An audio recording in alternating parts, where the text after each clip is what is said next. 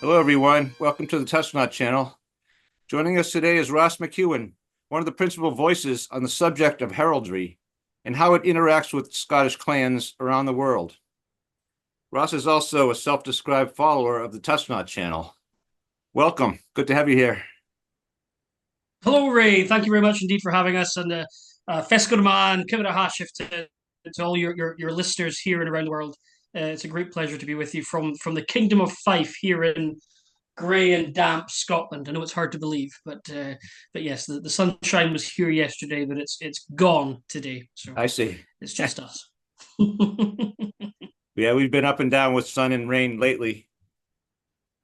So Well, we have to Google the sun sometimes to remember what it looks like, but that's Scotland really. None of us should be surprised.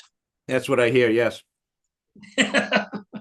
Now, Where are you based? Where are you based in the United States? I'm in Boston, Massachusetts, right outside. Oh, wonderful! One of my favorite parts of America. You've picked a good spot. Yeah, so some of the topics I discuss with my guests, Ross, sometimes I try to, bone up, you might say, on the subject first. Heraldry is such a complicated subject. I have no intelligent questions for you, so I'm just going to let you drive the bus, as it were. No problem at all.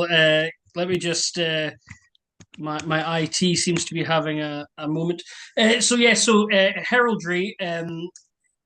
To many, and well, first of all, I want to pay tribute to you, Ray, and all that your channel achieves, and it's one of a few uh, podcast series that looks to make this topic of Scottish clans and everything that goes with it accessible and understandable and enjoyable. And I think that Scottish culture, Scottish clan culture in particular, is living such a thriving existence at the moment, overseas especially. And the United States of America certainly is a hot pot for clan culture. So first of all, congratulations to you, Ray, and everything that you and your colleagues are doing.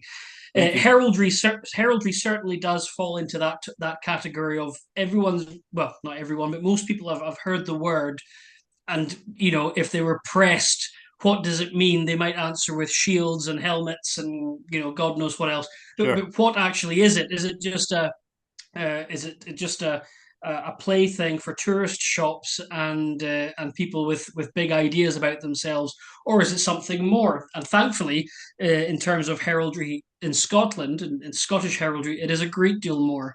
Heraldry is a legal art form in Scotland. It's actually protected by a court of law here called the Court of the Lord Lyon, spelt Lyon, which is a body which we'll refer to quite a few times through the course of this discussion, I suspect. But Yes. heraldry is really a means of identification. It was the very first form of intellectual property that sprung up all over the world. But certainly, the heraldry that I'll be referring to is mostly within European and the Scottish blend of it.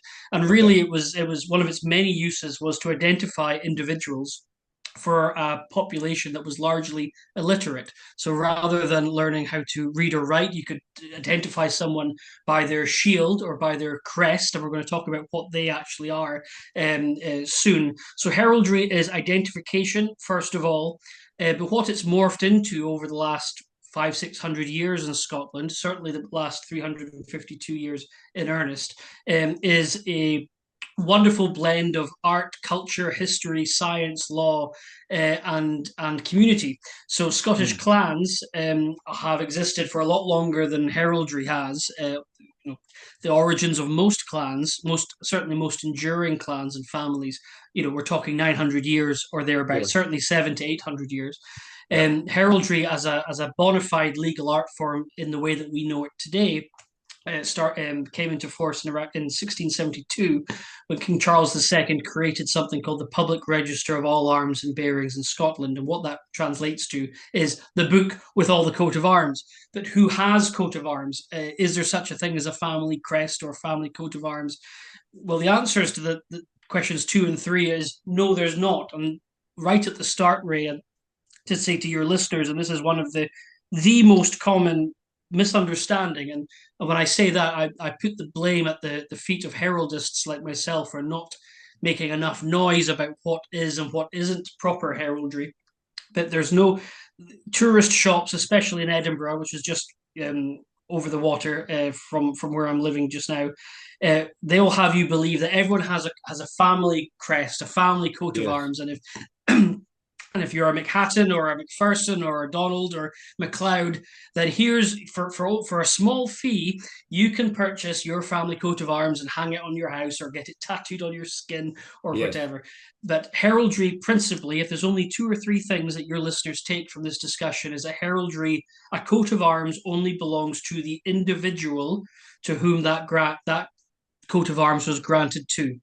And who grants a coat of arms? Well, in Scotland, it's the court of the Lord Lion, and Lord Lion is a judge, a Scottish judge. It's a role that goes back to at least 1308. So we're talking the time of Robert the Bruce now. His Yes. role before that was called the High Shenicky, which Shenicky is a term that your listeners might be familiar with. The poet, the herald, the bard, a keeper of the history. So the Yes. Lord Lion is an officer of the royal household of Scotland and the UK. Obviously, we've had the same monarch for a while now, Scotland and the rest of Great Britain, and it's always been a he. Actually, we haven't had a she yet. He recognises and grants coats of arms and titles in Scotland on behalf of the crown. So, if someone is granted a coat of arms by the Lord Lion, that's not the same as going down to a supermarket and buying the one you think looks the best. It is a grant in the name of the king, in the name of the king at the moment, in the name of the monarch, and it's forms part of your identity, your legal identity. It's protected under law in Scotland. There is a procurator fiscal, which is Scottish parlance for a prosecutor, that can bring charges against people who misuse coats of arms. Ah, And there are some quite modest penalties. I don't think the penalties have been updated over the centuries, so they don't take into account interest. Much like when the city of Boston paid Queen Elizabeth II back for all the tea, they didn't add the interest onto the value. I'm sure that was just a mistake. But coats of arms in Scotland is it's serious business. It's a big part of our culture. You see it everywhere when you're driving around Scotland. You'll see coats of arms and England and beyond. But I'll just focus on Scotland now. sure. Um, so how that relates to clans is, I believe, really interesting. I hope your listeners may agree, but actually, Scots heraldry, believe it or not, and this may come as news, is really the last law standing in terms of how Scottish clans exist today. So, Clan Hatton, your clan, which obviously has quite a unique history to it, being a confederation of or a federation of many names in Inverness Shire and Badenoch. Um, these big families, whether it's Hatton or MacLeod or Donald, there's hundreds, existed, as I said, long before heraldry. But where we are just now in the 20th and 21st century, is that a chief, a clan chief, and there's about 160 of them today living around the world. They don't all live in Scotland. A chief of a clan is only recognised by the crown, and when I say that, I mean the monarch of the UK, by if they possess the undifferenced coat of arms. And what that really means in English is the senior coat of arms for that family. So, Okay. Clan Hatton, at the moment, the clan chief is the chief of Mackintosh, and John Mackintosh or Mackintosh. For him to become or be recognised as chief of Mackintosh and that of Clan Hatton, the Lord Lion needs to be satisfied that he is in this case, the rightful heir. His genealogy all stacks up, Right. and if it does, then he will possess the undifferenced coat of arms of Mackintosh. Sorry. Yes. And one of the roles of the Lord Lion is to check genealogy. So if there's title disputes or chiefship disputes, and there's many at the moment, it's a very exciting time in that area of law. The most recent example is Buchanan, the chief of Buchanan, which was reinstated after Yes. 370 something years. That took 19 years of genealogical research Really? Okay. by the current it proved to be time well spent because Michael Buchanan became the chief in 2019, and a very busy and worthy chief he's being and become. The chiefly arms of Buchanan are hundreds of years old, and because the chiefly line died out, the male line died out. So the line is lost, so to speak. What Michael Buchanan was able to do, and what many chiefs, we're talking McNabb, Mackenzie, Hatton, um, all through Grant to some degree. There's been so many McPhail. throughout. McPhail. McPhail, yes, yes. I mean, Okay. there's the 20th century is full of them. It was, and I think, and I'm going to speak about in a moment why I think that might have been. And it's got a lot to do with people on your side of the pond rather than mine. But if you can prove that that property, because now coats of arms are heritable property in Scotland, if you can link you with the previous holder of those coats of arms, then with it comes the title of chief. So the Lord Lyon doesn't create a chief. What Lord Lyon does is recognize someone's position as chief, because chiefships go a very long way back, far beyond the creation of the United Kingdom in 1707 and of the Union of the Crowns in the early 1600s. Uh-huh. Clans are right back to even beyond the start of the Kingdom of Scotland.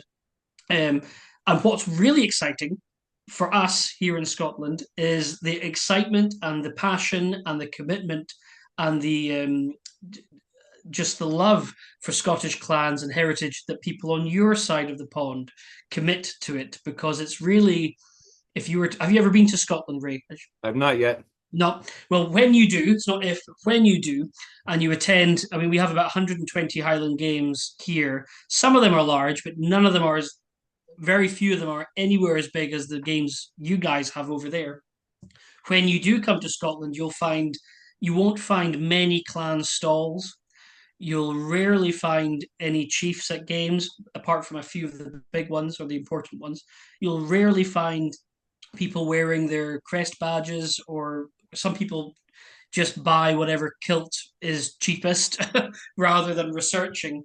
And so in Scotland, we have this curious cultural situation where, for those on your side of the pond whose ancestors either chose to leave or were invited to leave a Right. long time ago, and I'm thinking, the most acute example is in Canada and Nova Scotia. I mean, that's probably more Scottish than Scotland is now, but Absolutely. all over the US, the story here in Scotland kept going.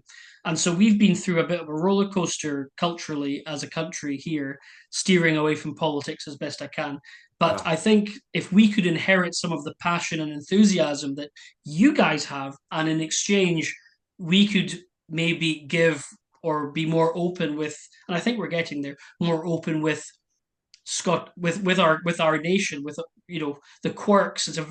Scotland is a very complicated country, and our population has never hit 6 million. We're tiny. We've got loads of empty space, Ray. So if you or your colleagues wish to come over, we've got loads of space for everyone.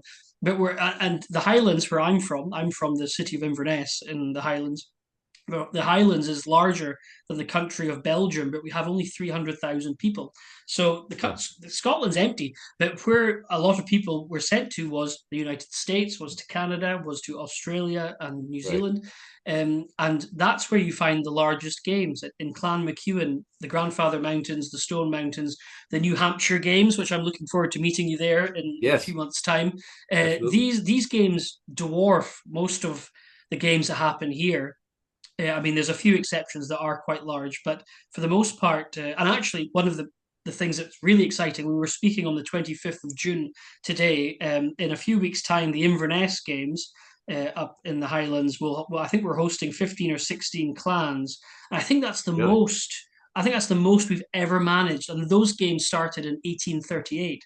So there's a cultural exchange in both directions. So whilst United States, and I have to, there are some people who either take things too far or go in the wrong direction, but that's what yeah. makes it interesting. We're starting to inherit some creations from overseas. The Kirkin of the Tartan ceremony, which was an American Presbyterian Sure. invention in World War II, you're Right. starting to find them over here, and clan stalls and tents are huge thing in the United States and Canada and in Australia, but you rarely ever find any clan tents at games in Scotland. But Interesting. steadily, there's maybe a dozen or so where you will find one or two. But we're trying to bolster that up to double figures to try and rival, and that's where it's now a two-way exchange.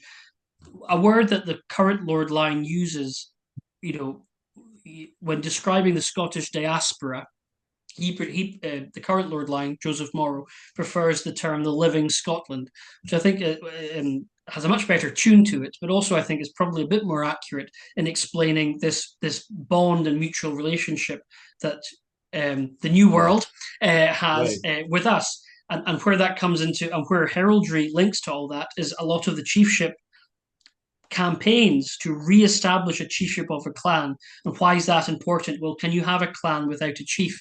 That's a topic that you could debate over Right. many glasses of something cold. Sure.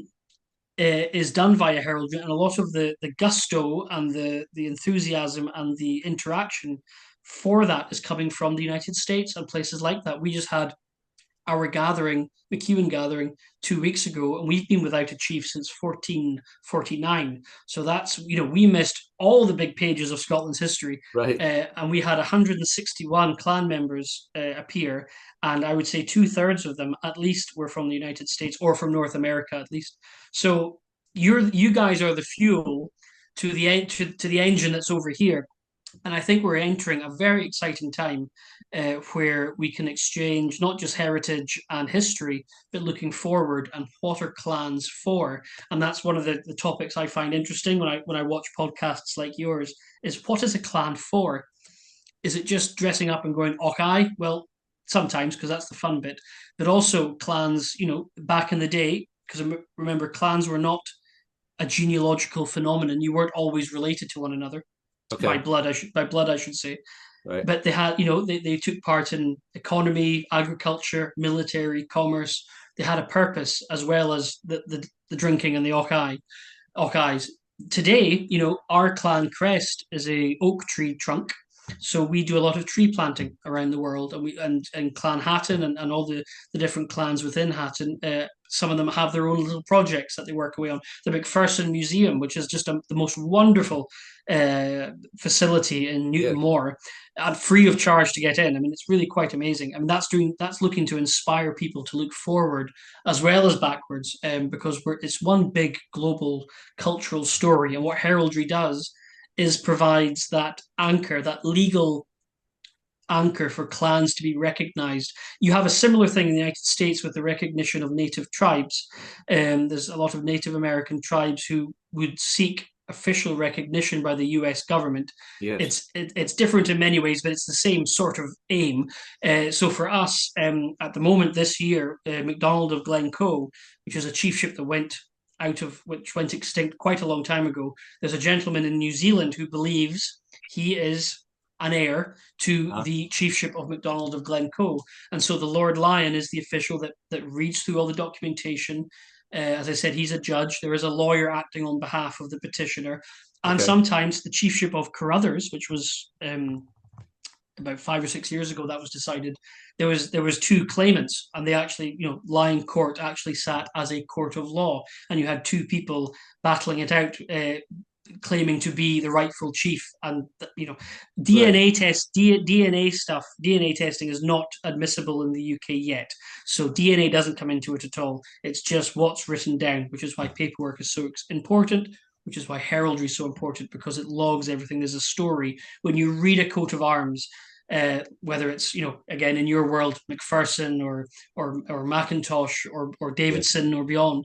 Right. You can read a story, and coats of arms for people in the nowadays age, and a lot of Americans are able to get Scottish coats of arms. They like to put in elements of their story, of their personality, of their job, of their where they live in the world. But what a Yeah. coat of arms in Scotland critically does is that it identifies you by family. In Scotland, all the coats of arms for family should look like each other. So if you were to go, Ray, when you come to Scotland, you'll go and visit the McPherson Museum Yes. in Newton Moor. You'll see a huge wall of almost 100 coats of arms of McPherson, and you'll see that they all look quite alike, and they're all different from the chief. The chief's arms at the top, and all the rest are different versions of McPherson. So you see one huge armorial family. So the idea is that you can tell a Stuart or a McPherson or a Mackenzie from a distance because you can see their coat of arms and you Okay. look for certain things that you'd be able to identify in them. So you mean Um, based upon difference, meaning they're based upon it. Exactly. So instead of having a blank canvas, if you were, I'm going to stick with McPherson for the moment. If you were a McPherson, your blank canvas would be the Chiefs' arms, and then you would difference them. You would either take things out or put things in to make it personable to you. Take But things out, really. you can't, yes, because one of the other key elements, one of the most important elements of coats of arms, certainly in Scotland, is that they have to be simple. You have to be able to read them quickly. Okay. So some coats of arms get extremely busy and complicated, usually because of nobles I marrying see. nobles, and it just it becomes. I Yep. mean, the Chief of Scott is a good one to look at because the Duke of Buccleuch, because there's a lot there. But a coat of arms should be the fridge magnet test or the refrigerator magnet test. You should be able to read it quickly. No, that's a Stuart or that's a I see. Sinclair or that's a because they all look quite distinct. And even in even in that, if we look at Donald, Western Isles heraldry, you've got Clan Donald, MacLeod, MacNeil, these clan MacLean in some cases. You'll find elements that relate to their history, and obviously your crest being the cat. Sure. That's something that a lot of Hatton clans obviously share. Hmm. Uh, and that's your identity. And I'll round up this bit because I'm aware I've been talking for a long time. But so there's no such thing as a family coat of arms. What you'd find is that your coat of arms is the chief's coat of arms. Yes. And when I say coat of arms, I mean the shield, the helmet, and the thing that sticks on top of the helmet that you find in your belt and buckle badges. That is the property of the chief. And I should say, not all chiefs are male. We have 9 or 10 female chiefs at the moment in of Scottish clans. What every clan member can wear with pride is their crest, and that can be located just above the helmet on a livery, usually a two-coloured little bit of ribbon, and then there'll be an item above it. So Okay. for us in McEwen, it's an oak tree stump, but for Hatton and Hatton clans, you have the cat at Hmm. various in various different positions depending on what part of Clan Hatton you are. Right. And for a clansman or woman, that's just a member of the clan who wants to show their pride and their allegiance to their chief. That crest is positioned in a belt and buckle circle, which is an image I think most people who are listening to this will be familiar with. So that's the chief's crest in a belt and buckle circle. Your crest, that's your crest, and that can be worn by anyone at all who feels allegiance or is a member of that clan with pride. And we have lots of people who get it tattooed on all sorts of parts of their bodies. They have people who fly it from flags from their home. The shield part, that belongs to the chief. And Okay. sometimes we see people who've had the shield tattooed on them, which is a bit regrettable, albeit sometimes it's very impressive looking, but it's like some forms of art. It's good, but maybe not on you. But Okay. the crest badge is the bit that everyone can wear, and when you go to games, especially where you are in the world, you'll see crests everywhere, I Right. I'm suspect. just checking something here. Oh no, I'm okay. No, you're good, yeah, yeah. Well, show me yours. I might not show you mine. But yeah, but even then, zooming out a bit, people are getting this stuff tattooed because they care, because they have a passion, and they're mad about it, which is Of great. course. But that's where I think heraldry, we need to push the message. It doesn't mean that no one can get anything tattooed, but we have there's a lecture series I give. I gave it in Edinburgh in March this year to a room full of. In fact, there was 5 or 6 chiefs there and a few other people. And I end the lecture with a few screens of heraldic tattoos gone wrong. And unfortunately, it's always clansfolk who have either just not understood, Yep. or as I always say, or someone who works in heraldry has not explained it properly. And that's where I think that yes, you can have a chuckle about someone getting an enormous error tattooed on their skin, but did someone actually try and explain it to them? And that's why in New Hampshire, at the New Hampshire Games in September, Yes. I'm going to be delivering the same lecture 6 times on lore and myths, and hopefully try and myth bust a bit to do with Scottish clans, and so that everyone is singing the correct tune as much as possible. Ah, Um, fantastic. but it needs to be fun as well, and sometimes heraldists can, they don't always come with their own blend of fun. Um, Right.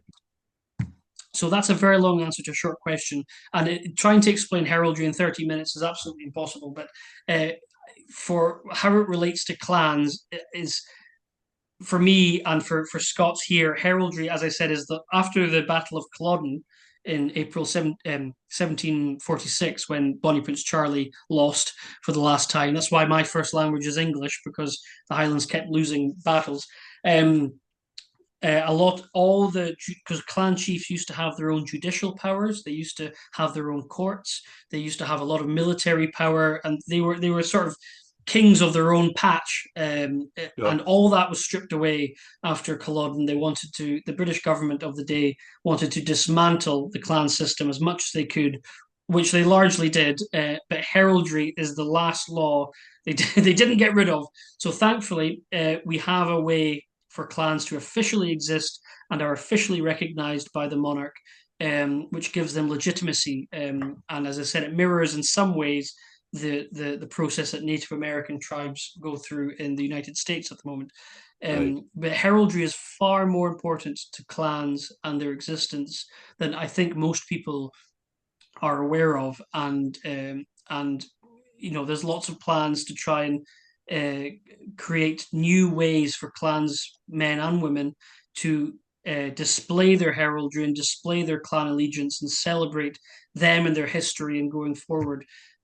Because for hundreds of years, again in your world with Clan Hatton, I mean Clan Hatton has about 700 years of history, um, which is wild. So this is much bigger than us, and much bigger than today. Right. But we're the caretakers of this bit of our culture. Yeah, and I know when you've been speaking, I've been picturing, we Americans and perhaps Australians, New Zealanders as well, and others. You might use the word grasp. We're grasping for something, and that shield or that coat of arms or that badge crest is, something that we can look to take pride in, and that kind of thing. We need that for some reason or another. And I thought it was interesting. You said that. I think we're sort of locked in the time pre-clearances or a little before that, maybe Americans and perhaps others in the world missing that, like you say, your culture continued to evolve and we don't have that piece in the puzzle. We have ours is cut off, and we're trying to perhaps get it back. I think that's a really poignant point, and you probably made it a great deal more eloquently than I did. But yes, pre-clearances, and again, regrettably, the clearances certainly in the Highlands, that was mainly undertaken by clan chiefs. Sutherland is certainly the one that we learn about in school in the Highlands. The Is then it Duke of Sutherland, Chief of Sutherland. He's the most hated man in the Highlands. He's been dead for 300 years. Um, and so we have long memories here. And I think, diving off topic slightly, I think a lot of chiefs today have a bit of mending to do. We have sort of generational grudges a bit, sure? and some take it into their. I mean, as I said, John Mackintosh of Mackintosh, the chief of Hatton, who I've met a number of times, is a wonderful, personable, open, good-humored man, and turns up at things. It's not difficult to find him. Some chiefs are a bit missing in action, and I think that's a great shame because, as you said, there's people all around the world desperate to not just feel part of something. I think that's quite an American thing. Whenever I've worked in North America or the United States, it's the one place where everyone's from somewhere else, and Right. I think there's a beauty in that. But I think, as I said, I'm hoping that we're on the cusp of a two-way exchange where we can maybe provide more of the story. Because yes, when we have Americans coming over, they do look like they've just been picked out of 1730s, Highland Glen, which is fun and exciting, but I think it confuses a lot of us because I guess this is a very obtuse and probably ignorant example, but it's like everyone in south of North Carolina dressing in chaps and a large Right. hat and a checkered shirt. regardless. And I think, there's a place for that always, and there should be, and it should be maintained. But, I remember I was asked once by a German whether I owned pants or trousers, because they Really? just assumed we kicked about in kilts all day long, which I wish was the truth, but unfortunately no. I mean, we have our chairman in Clan McEwen is North American from I think he's from Washington State, and he wears a kilt most days out of the week. But I've been wearing a kilt since I was about one and a half, and Yeah. it's sometimes a pair of trousers or pants is Have it's you? fine. A kilt sometimes a kilt is more trouble than it's worth. But yes, and that's where I think it can be a nice two-way exchange, and that's where I think your podcast and others like it are looking to try and add that color. And you were talking the other day about the No Fame games and these other Highland games that happen there, and that's a blend of keeping this stuff alive, and people want to interact with Scotland. Then we're very open to talking about it. Certainly in the Highlands, we're all brought up to be tour guides, whether we want to be or not. Right. And so I would encourage not just North Americans and beyond to look to Scotland, but also for my countrymen and women to actually have some pride in this. I think there's a bit of an embarrassment or shame about that element of our culture, because really it all went very, very wrong Mhm. for many of us, many of our forebears, which is why, the kilt that we wear now from the waist down, that was largely invented in the 1820s Right. when Sir Walter Scott created that wonderful cultural moment. Most clan tartans are maybe a century old, maybe. So there's a little bit Right. of where the myth is gaining a quicker speed over the truth, but it doesn't mean that the truth means the myth and the fun stuff disappears. I think there's space for it all, but there's so much folklore out there, um, and there's some people who run around and try and dismiss the fun. You're doing that wrong. What I've learned is that there's no one more critical of Highland dress than a North American. In Scotland, we really, as long as your kilt isn't on backwards, we really don't care what you do. Right. Like white kilt socks. I see online always North Americans losing their mind that people are wearing white kilt socks. It's the most common color of socks that are worn over here, Is that right? but someone read it in a book that it was only pipe bands, and therefore, so I Exactly. think Yeah. there is a bit of a disjoint, but that's what culture is. If it was easy, everyone would do it. But yes, I think Scottish clans, and again, hopefully we'll have a few more episodes to delve into this stuff more. But I think Scottish clans are something that everyone can be part of, and you don't have to be as invested as you and I are, that we spend a lot of our time on it. You can just delve in, learn a little bit, and I think we need to make this as accessible as we can, because Yes. without participation, it's going to disappear, or morph into something quite foreign, and that would be a shame. But for anyone who's listening to this who believes they're a member of a clan or wants more information, I'm more than happy to help whomever. You can reach me via Ray. And not everyone's a member of a clan. We have lots of people. Our main pipe band is German, believe it or not, with no Scottish blood at all. All But right. they wanted to be part of something, and so we welcomed them in. It doesn't need to be if your granny didn't live on the right street with the red door on the Isle of Lewis, then you're out. It's Right. not a tree. It's not a tree house club. It's not exclusive. It's. There's a saying in Scotland: "We're all Jock Tamson's bairns. We're all equal." And actually, a wonderful way of describing a clan chief is the first among equals. And I think because the military is such a huge thing in North America, I feel sometimes people liken that to clans. It couldn't be that further from the truth. How I would describe a clan chief is like a theater director. He or she gets all the actors in the room, all the clansfolk, and everyone gets a say on Mhm. whatever. And Yeah. then you have a yes or no person, which is the chief at the end. That's ideal, rather than a hierarchical. You are lesser than. Okay. I think that's quite vulgar, but Sure. yes, so clans, go research them. We have heraldry to thank for them still existing largely, and don't be afraid to reach out to people to ask for help or information. I don't believe everything Facebook tells you, because if you did, everyone would be descendant from William Wallace, who had no kids, incidentally. And we're all descended from Mary Queen of Scots. Apparently, Right. the truth is out there, so to speak, Ray. The truth can be fun, as Ross said, everyone. Maybe, I hopefully.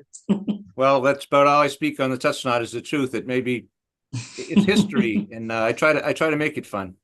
You do, Ray, and too. I Uh, mean, truly, I do. I am sincere when I say you've clearly got a passion for this, and all the power to you. yeah, thank you so much for what you said at the beginning of our talk, Ross. And I hope to have several more of these if we can on continue this. As you say, it's quite a vast, cavernous subject, and I'm hoping we can navigate it all together. What do you think? It would be my pleasure, yes, and maybe we can focus in on specific cases and direct people towards some reading and make it all. But no, it'd be my pleasure, Ray. And I had my coffee. My cat didn't want to participate; he's upstairs. But yes, anytime. All right, wonderful. So we'll delve into something or other a little bit more in depth, and we'll talk about it over email. Till next time, then, Ross. Cheerio. All right, thank you so much. Touch not, everyone.